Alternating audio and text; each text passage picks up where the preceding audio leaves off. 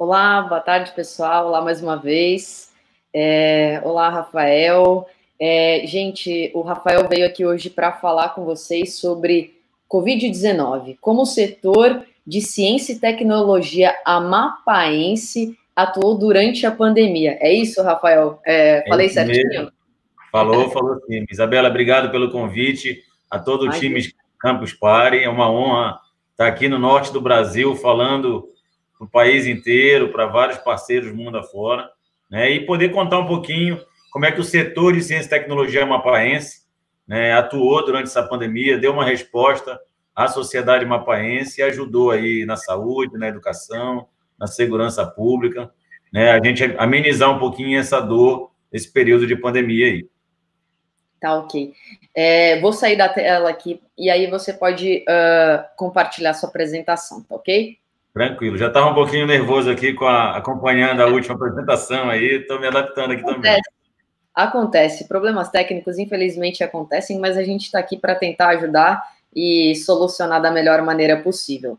Tá ótimo.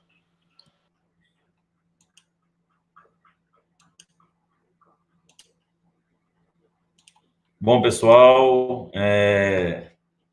boa tarde a todos. Vou tentar aqui passar um pouquinho o recado aqui do Amapá para vocês de como é que foi a atuação do setor de ciência e tecnologia nesse período. Deixa eu ver se já está compartilhando aí a minha tela, né, para a gente começar.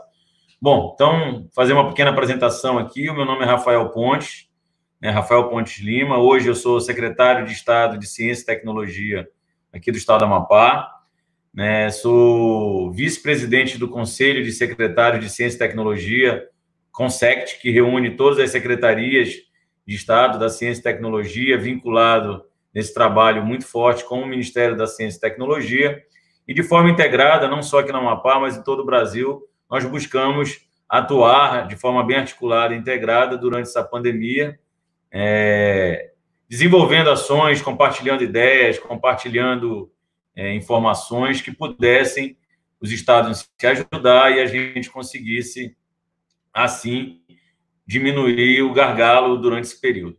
Então, essa é a minha apresentação. Eu sou formado em Ciência da Computação pela PUC Minas, moro aqui no Amapá, não nasci no Brasil, mas moro no Amapá há muitos anos, né? Tenho um doutorado na área de Educação Matemática, né? E há muito tempo sou professor da Universidade Federal do Amapá, do curso de Ciência da Computação, e no mestrado de Inovação em Propriedade, no Profinit, mestrado profissional em Inovação em Propriedade Intelectual. Então, durante aqui esse momento de palestra, a gente vai falar um pouquinho de como é que o setor de ciência e tecnologia atuou, e aí, ao final, eu fico à disposição de vocês para responder alguma pergunta, compartilhar alguma ideia, trocar alguma experiência, e a gente poder dar sequência aí e continuar se ajudando, porque a pandemia ainda não acabou, né, e a gente precisa estar muito alerta a esses problemas e entender como é que a ciência, a tecnologia e a inovação pode ajudar a população, não só aqui no Amapá, mas em todo o Brasil.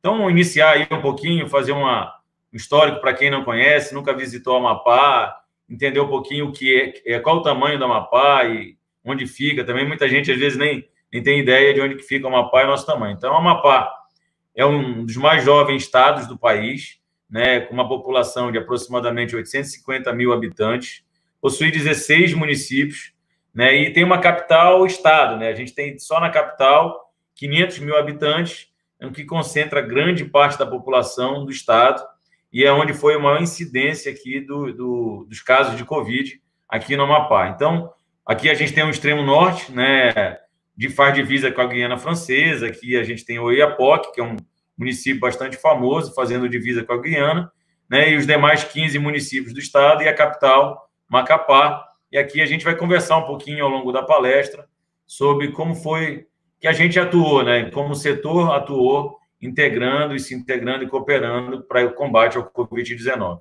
Então, a primeira ação é contar para vocês um pouco como é que a gente funciona aqui no estado em relação à ciência e tecnologia.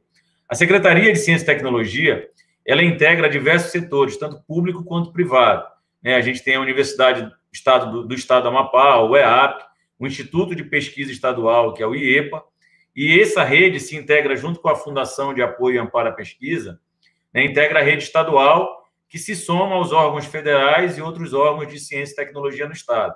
E aí eu posso citar a Embrapa, a Universidade Federal Unifap, o Instituto Federal IFAP, né, e parceiros como o Senai, o SESI, o SEBRAE, e com isso monta uma rede chamada Rede Integrada de Pesquisa no Amapá.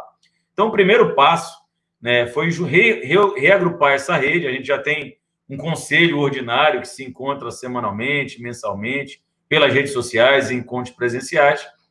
E aí, quando a gente se depara com os casos da pandemia, o primeiro passo é agrupar essa rede e começar a traçar estratégias para que a gente pudesse apoiar o governo do estado nas medidas de combate ao Covid-19 e os demais municípios para que a gente pudesse ter uma ação articulada no estado do Amapá, para que a gente pudesse tomar decisões pautadas na ciência e com o apoio da tecnologia e de uma maneira bem estratégica poder dirimir os problemas encontrados aqui no estado. Então, numa timeline, né, aqui a gente pode ter uma ideia de como é que as coisas se movimentaram aqui, né? Aqui no Amapá, a primeira decisão que nós tomamos do aspecto regular por parte do governo do estado foi no dia 19 de março. Né? A gente já vinha acompanhando, junto com os matemáticos e estatísticos, a pandemia desde dezembro na China, né? E aí a crescente na Europa, depois a chegada aqui no Brasil em março, né? Já vínhamos nos preocupando, fazendo algumas projeções, e ali no início de março começamos a reunir, tomar algumas decisões, e no dia 19 de março foi decretado a primeira regulação no Amapá, né, que regulava o isolamento social, então restringindo as atividades. Então, a partir dali de 19 de março, nós paramos todas as atividades presenciais e se iniciou todo esse combate ao Covid-19. E aí eu vou mostrar um pouquinho de como é que foi essa história nesses períodos até o dia de hoje, que a gente se encontra aqui nesse bate-papo na Campus Party, que também inova, sendo a primeira versão em streaming, né? Um momento importante que a gente passa a aprender esse novo normal que a gente vai viver não só aqui no Brasil, mas em todo o mundo. Mas a palavra de ordem que eu quero deixar aqui, que a pandemia, de uma certa forma, valorizou, né, o nosso setor de ciência e tecnologia aqui no Amapá, foram duas: a integração e cooperação.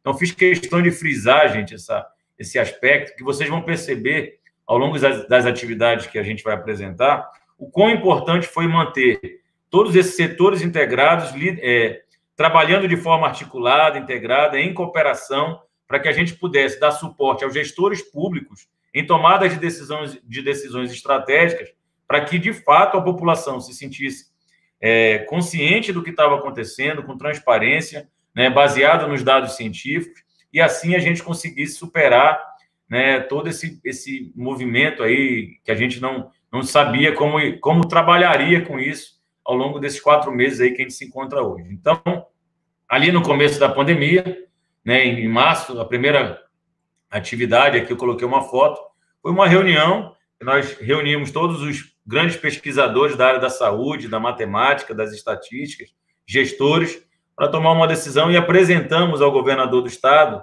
um relatório técnico, primeiro parecer técnico científico do governo do estado do Amapá, orientando essa tomada de decisão para que o governo do estado, apoiado pela ciência amapaense, pudesse ter segurança em decretar o estado de calamidade e todo o isolamento social que aconteceria a partir de março de 2020. Então, a primeira decisão que deu suporte ao governo do estado nasce dessa reunião da REPAP, que é a Rede Integrada de Pesquisa do Amapá, que congrega todos os pesquisadores e instituições de pesquisa do estado, e nasce ali o primeiro documento que respalda o governo do estado, e aí faz um decreto que regula toda a situação de isolamento social do estado, que acompanha até hoje. Né? Ali também iniciamos um grupo de trabalho que começou a fazer o acompanhamento estatístico da crise, do avanço da crise, dos casos da crise, e que acompanha até hoje, né, através de gráficos, né, plataformas e uma série de informações que vem subsidiando todo o trabalho do governo do estado, dos municípios,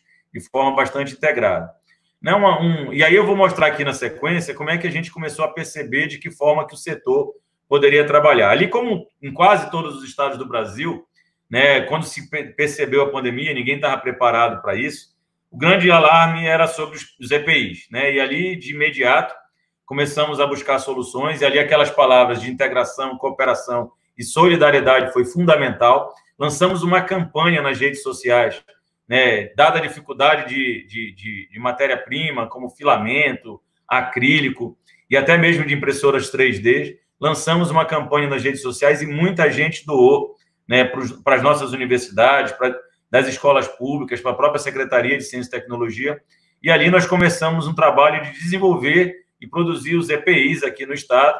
Então, ao longo desses 4 meses, algo que era muito novo para a gente, se tornou até habitual. A gente está quase que uma linha de montagem de protetores faciais aqui na Secretaria.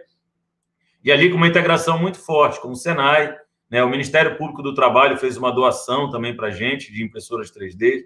O Ministério Público do Estado também nos ajudou com matéria-prima. Foram vários parceiros ao longo desses 4 meses, Tribunal de Contas, prefeituras municipais, Secretaria de Saúde e Segurança, diversos setores, né, se integraram e ajudaram. E ao longo desses 4 meses nós produzimos bastante protetor facial para que pudesse prioritariamente dar conta de proteger os profissionais da saúde e da segurança pública que atuaram de forma guerreira durante esse período de pandemia aqui no estado do Amapá.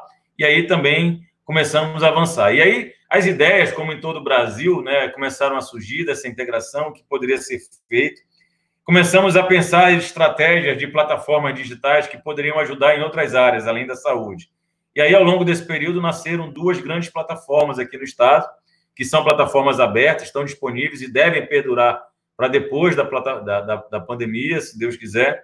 Foi a plataforma do Quintal, que nasce de um projeto de mestrado, e a gente faz uma pivotagem aí para atender os produtores rurais. É quase que uma plataforma de comercialização do produto da agricultura familiar e rural aqui do estado do Amapá, que a gente aproximou esse produtor rural da sociedade com a integração do SEBRAE, várias secretarias de governo e cooperativas privadas, colocando à disposição da sociedade mapaense, né, uma plataforma que permitia essa aquisição de todo o produto agrícola aqui do estado de forma mais barata, né, e conseguisse comprar nos 16 municípios.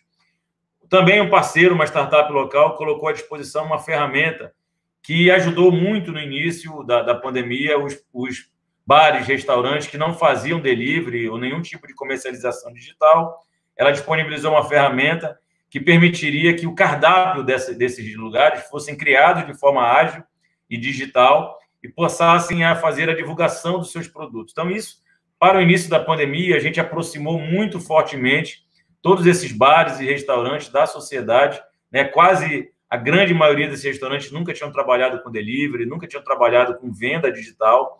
Então, essa ferramenta Carda Plus foi fantástica, que ela permitiu a gente dar esse primeiro passo e avançar para que fosse possível os nossos bares e restaurantes iniciarem o processo de comercialização. E aí, né, começou a avançar esse trabalho de delivery, de venda online, o que se consolidou ao longo desse período, né? E aí muitas ideias foram surgindo, né, parcerias nascendo, começamos a avançar num debate com o Senai de como que a gente poderia ajudar na questão dos respiradores que estavam danificados na secretaria, nos hospitais do Amapá, né? E fomos fazer um check-up ali nos hospitais e levantamos quase 15 respiradores que estavam danificados, montamos uma integração com a Universidade Federal, o Senai, né? E a partir dali começamos a consertar os respiradores que estavam danificados, e aí com isso conseguimos devolver aos nossos hospitais cerca de 15 respiradores, numa parceria com a rede nacional do Senai. Mandamos alguns aparelhos para fora do estado,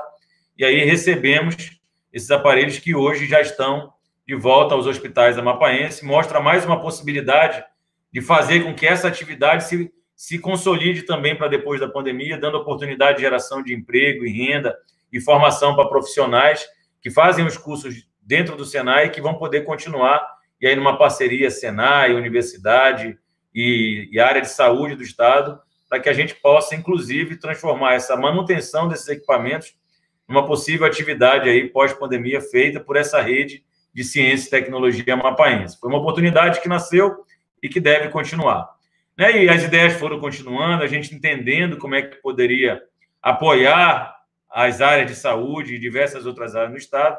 E ali lançamos o desafio para um grupo de trabalho do estado, como que a gente poderia, associado a alguns projetos que nós vimos na USP e outros projetos no país, desenvolver, né, um respirador, e na verdade é um protótipo de um respirador com o uso desses aparelhos do Ambu, né, desenvolver um respirador para ser testado aqui no Amapá, no caso da ausência de algum aparelho industrial, né, em regiões remotas. O Amapá tem muitas regiões ribeirinhas, regiões completamente isoladas, de difícil acesso.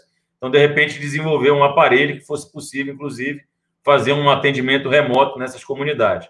Iniciamos esse trabalho, né, essa é a primeira versão que está sendo apresentada para vocês, mas ela já passou por várias versões e hoje esse aparelho já está numa fase de teste, finalizando para ser submetido à Anvisa, e a gente acredita que ele tem um enorme potencial para, no mínimo, se tornar uma ferramenta acadêmica, né, um equipamento que possa ser utilizado no curso de fisioterapia, no curso de medicina, e também até, quem sabe, atividades na área de veterinária, né, ou receber um processo de industrialização em parceria com o mercado e se tornar um equipamento capaz de estar dentro das nossas ambulâncias, em atendimentos remotos.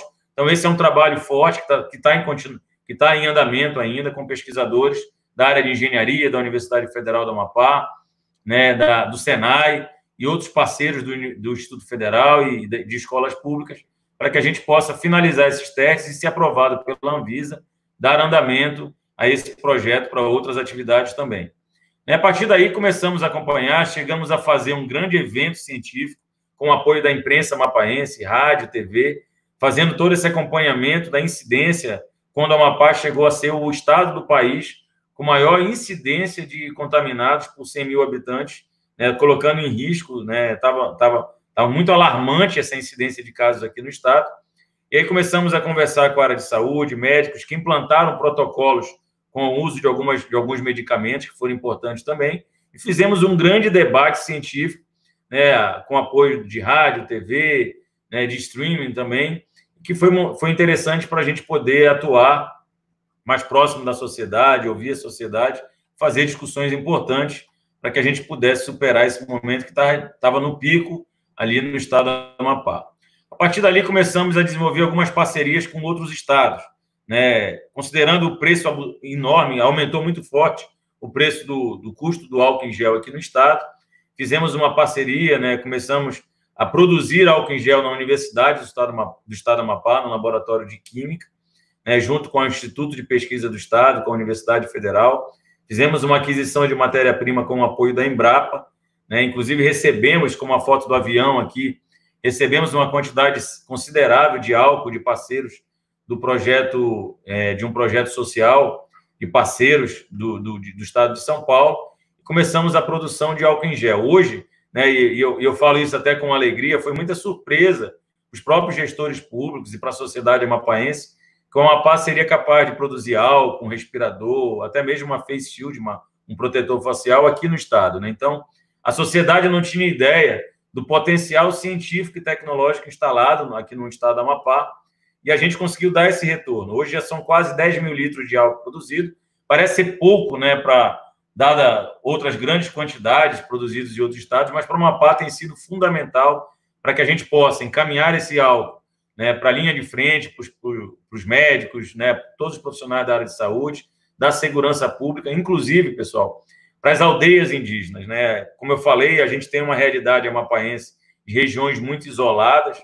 Isso tem acontecido hoje, onde a gente ainda tem uma incidência muito forte de casos nas aldeias indígenas, ali na região do Oiapoque, na divisa também com o interior do Pará. Então, muito desse produto, do álcool em gel e das máscaras, foram enviados a essas aldeias. Então, foi muito importante essa produção de álcool aqui mesmo no Amapá, para que a gente pudesse atender as demandas também dessa região bastante isolada, que são as nossas regiões de aldeia e também as regiões ribeirinhas. Aqui são comunidades que vivem à margens dos rios da Amazônia, aqui no Amapá. Então, essa é uma atividade que, inclusive, a gente vem conversando para que ela possa ser continuada e que a gente consiga manter esse laboratório produzindo o álcool em gel e consiga manter o atendimento, né, enquanto a gente ainda não tiver as soluções e essas demandas com protocolos mais rígidos de higiene, devemos continuar produzindo esse produto pela Universidade do Estado do Amapá para atender outros municípios, a capital e outras instituições que precisem desse protocolo de mais segurança no retorno da flexibilização. Aqui, pessoal, faço questão de fazer um registro a vocês de um dos momentos que eu posso falar talvez mais emocionantes e gratificantes, não só desse período, mas da minha carreira científica também, como pesquisador, professor. nós começamos um trabalho integrado com um professor de São Paulo, né, que percebeu a possibilidade da gente usar máscara de mergulho, né, no tratamento inicial ou até mesmo na redução de intubação de pacientes de Covid-19. E aí iniciamos uma parceria para entender como é que a gente poderia fazer o uso dessas máscaras, conectá-las aos respiradores e pudesse, assim, reduzir esse processo de intubação. Fizemos alguns protótipos em impressora 3D de conectores para essas máscaras e conseguimos desenvolver um conector que se conectava a um respirador e poderia ser utilizado com os pacientes. Fizemos uso. Esse foi um dos primeiros. No primeiro dia, eu fiz questão aqui de colocar, inclusive, na íntegra o WhatsApp que eu recebi do diretor do hospital aqui do Amapá e do fisioterapeuta, quando eles receberam a máscara de mergulho, e aqui também destacar a solidariedade da população amapaense, que a gente fez uma campanha para aquisição de máscara de mergulho, recebemos mais de 100 máscaras de mergulho ao longo desse período, né, que foram distribuídas em todos os centros Covid, nos hospitais, nas unidades básicas de saúde, e apoiaram muito, diminuindo significativamente a intubação de pacientes. Então, percebam, né, o depoimento aqui do diretor dizendo que o paciente estava com uma saturação de 86%, que quando começou a usar a máscara, foi para uma saturação de 95%. Aqui no caso do fisioterapeuta, né, ele me diz que o paciente estava com uma saturação de 49%, e quando começou a usar a máscara, foi para uma saturação de 97%. Então, percebam, né, a gratificação que é para a gente da área de ciência e tecnologia, né, ver o nosso resultado, né, aqui em nome de todos os pesquisadores da Amapá, dando resultado à sociedade, né, salvando vidas e dando uma resposta a uma enorme demanda social. E ali, diversas outras atividades foram desenvolvidas, né, fizemos cápsulas semelhantes aos produtos desenvolvidos no Amazonas, né, conseguimos trazer esses produtos aqui no Amapá, e diversas outras atividades que foram desenvolvidas. Então, é muito gratificante poder mostrar não só a Amapá, mas para todo o Brasil, e aqui eu falo em nome também do CONSECT, dos secretários estaduais de Ciência e Tecnologia, a oportunidade de se desenvolver soluções com potencial brasileiro, né, para que a gente possa dar resposta à sociedade, conectando as universidades, conectando o centro de pesquisa, instituições de pesquisa do país, às reais demandas da sociedade. Então, é um momento que a gente se percebe, como foi esse momento da pandemia, né, a necessidade de valorização da pesquisa. Ontem foi um dia nacional da pesquisa, da ciência e do pesquisador. Então, fico aqui com essa tela, com o último registro, para que a gente valorize a pesquisa amapaense, a pesquisa brasileira, nossas universidades, nosso centro de pesquisa, instituições como a Embrapa, que há décadas vem trazendo um trabalho fantástico, não só no setor forte, que é o setor agrário, mas em diversos setores do país. Então, a defesa pela ciência brasileira, a defesa pela tecnologia brasileira, para que a gente possa, né, lançamos ontem a campanha pela liberação completa do FNDCT, que é o Fundo Nacional para o Desenvolvimento da Ciência e Tecnologia. São ações como essa, né, em um período desse como pandemia, que mostram que a ciência e a tecnologia brasileira tem um enorme potencial, mas que precisa ser valorizado. Desde o fomento para que a gente possa ter a continuidade nos projetos de pesquisa, fomentando pesquisadores, bolsistas, iniciação científica, desde a educação básica, passando pelo ensino de graduação e a pós-graduação brasileira, que há tantos anos já presta um serviço de transferência de tecnologia da academia para a sociedade, muitos produtos e serviços hoje que avançam na área da saúde, na infraestrutura e diversos setores na educação, são frutos de projetos de pesquisa que nascem nas academias brasileiras. E é preciso esse incentivo, essa valorização e liberação de recursos para que a gente possa trabalhar de forma permanente, integrada, em cooperação, e fundamental, que a gente consiga se conectar cada vez mais, ouvindo as demandas da sociedade, né, ouvindo demanda de serviço, demanda de produto, conexão com o mercado, com as indústrias, para que valorize todo esse serviço e esse produto da tecnologia e da ciência brasileira. Temos muito a apresentar, né, é um diálogo permanente que a gente vem tendo com o Ministério da Ciência e Tecnologia, entre os secretários de Ciência e Tecnologia do país. Então, é fundamental que num momento como esse, num evento como esse, né, da Campus Party, que inova trazendo toda uma versão online por streaming, a gente perceba que é possível a gente alargar ainda mais o investimento na ciência brasileira. E daqui do Amapá eu tenho certeza que o Brasil tem condições de não só atender às suas necessidades, mas exportar tecnologia para que a gente possa apoiar outros países, né, e atender na superação dessa pandemia. Fica meu muito obrigado, né, deixa aqui um espaço para perguntas, né, trocar experiência com vocês, né, e fica minhas redes sociais também, para que a gente possa trocar mais experiências e conhecer um pouquinho mais de outros serviços que foram realizados em outros estados durante esse período. Legal, poxa, obrigada, viu, Rafael? Acho que você trouxe um âmbito bem diferente, assim, de um lugar que acho que talvez a maior parte das pessoas do Brasil, às vezes, nem... Rafael? Ih, será que ele desconectou? Ih, gente, acho que o Rafael caiu. Entrou novamente? Deixa eu ver aqui. Aí, te coloquei de volta. Pensei que eu tinha me derrubado, que eu não tinha gostado e tinha derrubado. Vamos lá, obrigada novamente por trazer esse âmbito de um lugar que acho que pode parecer que acho que a maior parte das pessoas às vezes nem imagina uma realidade diferente, né, de um lugar bem distante das grandes capitais centralizadas aqui no país. Queria saber de você, assim, como você acredita que a pandemia, ela impulsionou que pessoas que às vezes antes nem pensavam em, talvez, fabricação de shield, em peças, assim, que podem facilitar, né, a vida das pessoas que estão trabalhando no dia a dia no combate ao Covid, pensam numa solução rápida e às vezes conseguem transformar num equipamento viável, válido, fácil, de baixo custo. Queria que você pudesse trazer a sua experiência, a sua vivência em cima disso.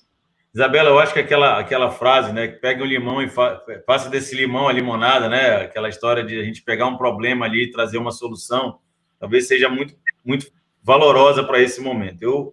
Eu mesmo nunca me imaginei trabalhando com essa atividade. Eu sou professor da área de ciência da computação, estou acostumado a resolver problemas digitais, né, mas entender como é que a gente poderia ali pegar uma impressora 3D, resolver um problema na área de saúde, pessoalmente, para mim, já foi muito inovador.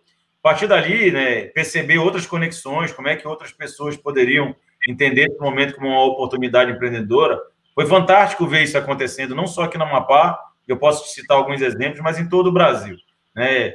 Quando a gente começou a discutir um processo de cápsulas, né, o Estado do Amazonas, né, um instituto lá no Amazonas, desenvolveu uma cápsula que ela isolava o paciente do médico e ela permitia a intubação mais segura, né, para que ele não pudesse expelir alguma coisa e alcançar o médico.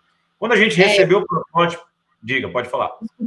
Só fazendo um parentezinho, assim, eu ouvi de alguns médicos dizendo que no momento da intubação, boa parte dos médicos, às vezes, acabavam tendo muito contato com fluidos, né, que saíam da pessoa que estava com o Covid, e isso aumentava em grande chance o número do contato e do contágio, né?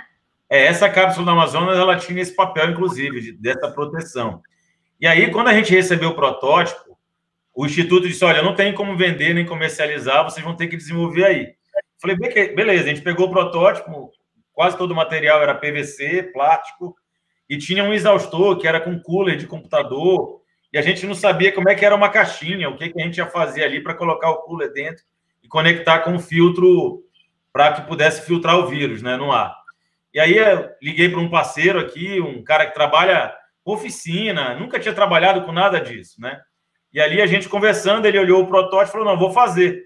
E aí ele comprou o plástico, comprou o PVC, e aí ele estava na dúvida de como é que a gente ia fazer esse exaustor, a gente colocou aquela caixa sanfonada de ralo de banheiro, né? Funcionou perfeitamente, né? E ali a gente colocou a cápsula para funcionar.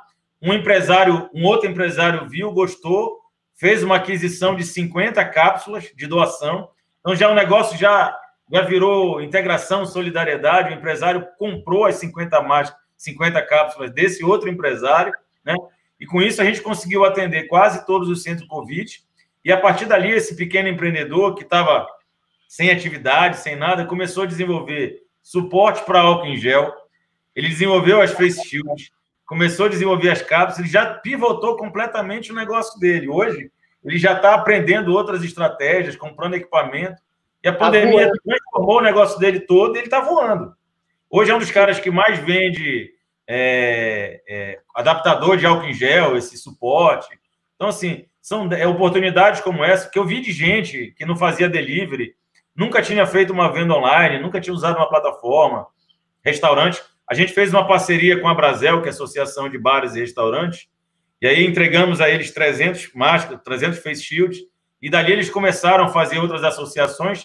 Para você ter uma ideia, essa semana já está ocorrendo o primeiro Festival Sabor Amapaense, totalmente online, né? Caramba. Com lives, eu vou participar de uma sábado, inclusive, vai ter uma live, e ela é totalmente online, delivery, todos os produtos do Festival Sabor Delivery, né, com uma plataforma que a gente desenvolveu em parceria com o Sebrae, e aí está atendendo todo o estado do Amapá e um festival de comida, né, de bares e restaurantes, totalmente streaming, totalmente online, né, possibilitando a gente inovar em outras áreas também. Então, isso é uma experiência bacana, a gente tem trocado experiência com diversos estados do Brasil. Então, fica um pouco da mensagem aqui do Norte, né, pouca gente conhece ou imagina o que a gente estaria fazendo aqui na Amazônia. Tenho certeza que tem muita gente talentosa aqui. Fico muito honrado de ter sido convidado para falar um pouco dos cientistas amapaenses, da academia amapaense, do setor científico, e mostrar o enorme potencial que a gente tem instalado aqui no estado do Amapá.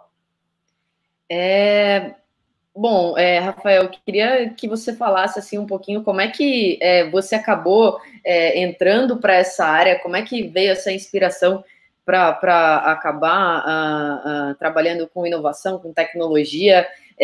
Acredito que hoje a gente tenha várias e várias e várias pessoas hoje acompanhando vários palcos aqui, né, na Campus Party Digital, e não só aqui na edição Brasília, mas a gente tem em Goiás, a gente tem Amazônia, tem várias outras ao longo do mundo, são 30 países. Qual que é a dica, assim, que você pode deixar para essa galera que pretende investir em si mesmo nesse meio? Isabela, tem uma frase do meu orientador de doutorado, o professor Pedro Sá, que é uma sigla, na verdade, que é TBCF. Tira a bunda da cadeira e faz. Por que eu gosto tanto dessa frase? Porque, às vezes, a gente adolescente, é o nosso público aqui, TBCF. É bem simplesinho, né? Tira a bunda da cadeira e faz. Por que eu falo tanto disso sempre que estou dando uma palestra? Porque as pessoas me perguntam, Rafael, como é que tu tem 41 anos de idade e já fez essas coisas todas? Eu estou ali como secretário de Estado hoje, né? E eu digo assim, gente, às vezes a gente se preocupa tanto na juventude, a maioria do nosso público aqui da Campus Party é um público jovem, né? O que eu vou fazer no Enem? Como é que vai resolver a minha vida? A faculdade é o que eu vou fazer para o resto? Tira a bunda da cadeira e faz, exatamente, né? Então, a minha vida inteira, o que eu sempre procurei fazer é isso, tirar a bunda da cadeira e fazer, né? Seja na minha área de formação, seja um dos maiores projetos que eu fiz até hoje, Isabela, foi o Ler é Pai d'Égua. Eu vou te falar dele para fazer o gatilho com a minha vida hoje. Desculpa, o que é para mim, por favor? Ler é Pai d'Égua. É um projeto de leitura de prateleiras em ponto de ônibus. Tem um perfil dele no Instagram, Ler é Pai d'Égua. Pai d'Égua é uma expressão nossa aqui da Amapá. Pai d'Égua é legal, bacana. Ler é bacana, ler é Pai d'Égua, entendeu? Legal. É uma expressão local, uma gíria nossa. Então, o que eu queria te dizer com isso? Assim, o exemplo, eu perdi minha mãe aos 17 anos de idade. E ali, minha vida seguiu, né? As memórias dela são as mais maravilhosas possíveis. E há uns anos atrás, em 2017, eu estava fazendo uma obra, numa obra em casa, e aí sobrou um resto de madeira e eu queria, de alguma forma, homenagear minha mãe. É uma vila de casas que eu tinha ao lado. Eu falei, vou dar o nome para essa vila de casas de residencial Elza Pontes, que é o nome da minha mãe. E ali comecei, fiz a pintura da frente com o nome dela, sobrou madeira, é um ponto de ônibus também na frente, eu fiz um banquinho. E aí tinha um amigo meu que estava indo embora para o Canadá, estava dando os livros, eu falei, ele vai me dar um monte de livro, eu vou botar uma prateleira aqui na cobertura do ponto de ônibus, eu já tinha visto outras ideias na internet, alguma coisa, com o resto da madeira da obra eu botei num ponto de ônibus, e ali virou ponto de leitura Ler é Pai d'Égua. Hoje já são mais de 20 aqui no estado do Amapá. Caramba! E muita gente vai fazer parte, inclusive, agora de um livro, né, didático que vai acontecer, estão lançando aí, ele um dos capítulos que conta projetos sociais, ele já vai fazer parte. Então, é aquela história de você ver um limão ali, pega um limão e faz uma limonada, vê um problema e vamos buscar a solução. Olhar como é que a gente pode resolver problemas, né, alcançar e gerar soluções para a sociedade. Então, como eu te falei, né, eu formei em Ciência da Computação na PUC de Belo Horizonte, voltei para Amapá ali no início dos anos 2000, nunca me imaginei, né, não tinha me imaginado ainda professor universitário, mas talvez eu me encontrei, minha realização pessoal, me encontrei como professor da Universidade Federal do Amapá, no concurso que fiz em 2006. Então, ali, hoje, sou professor até hoje. A gente teve a Amapá, para quem não conhece tecnologicamente, só vou dar um exemplo assim, né? Eu saí de Belo Horizonte, quando eu entrei na PUC em Belo Horizonte em 2006, mentira, 96, já ficando velho, a gente esquece as datas. Em 96, quando eu cheguei em Belo Horizonte, né, em 97, ali, o professor lançava a nota e já chegava no meu celular. Era o início da internet, né, dos protocolos de navegação, de conexão com o WhatsApp, com o celular. Isso eram os testes ali em 97, então lá na PUC, 97, quando lançava a nota, chegava no meu celular. 10 anos depois, quando eu cheguei no Amapá de volta, já professor na Universidade Federal, que era a maior universidade do Amapá, eu tinha que lançar P e F naquela caderneta de papel. Então, esse delay tecnológico aqui no Estado me forçou, e aí, como vários outros colegas, a desbravar a tecnologia aqui no Amapá. Né? A gente está falando ali em Belo Horizonte, quando eu morava, a gente já comprava pacote mega, né, baratinho de internet. Aqui no Amapá, eu tinha 4 megas para atender mil professores e alunos na Universidade Federal inteira. Então, era um delay tecnológico. A gente tinha internet de escada ainda nesse período, entendeu? Exatamente, aquele dial-up ali era um negócio maluco. Então, é uma necessidade de desbravar, de inovar, e que nos levou ali, não só eu, mas muitos parceiros, né? A gente tem muitos grandes pesquisadores de referência. O Amapá tem, por exemplo, um dos maiores fármacos, né? Pesquisadores na área de fármacos, e especialmente, né, com produtos da Amazônia, que é o professor José Carlos Tavares, né? E são referências mundiais. Inclusive, estava na China, no início da pandemia, fazendo pesquisas na cidade onde nasceu a pandemia. Né? E hoje é um cara que tem ajudado muita gente com produtos, né? Com teste de medicamentos, inclusive aqui no estado. Então, o Amapá é um celeiro de muita gente que vem para cá, ou nasce aqui, ou veio para cá para desbravar. E essa oportunidade de desbravar, de tirar a bunda da cadeira e fazer, ela nos torna nunca mais me esquecer.